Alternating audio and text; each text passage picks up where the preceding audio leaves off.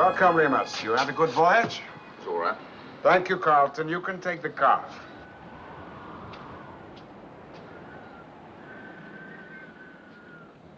How about you? Just coffee. Always just coffee. What are you, anyway? Who are you? What's your name? I'm a professional man. All right, they sent a professional. Fine. So we can cut out the tricks and games. We both know our job. You've got a paid defector on your hands.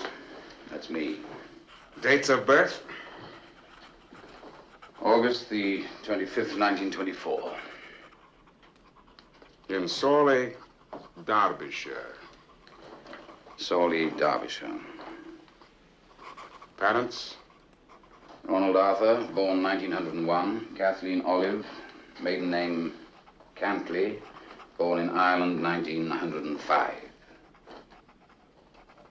You're unmarried? Yes.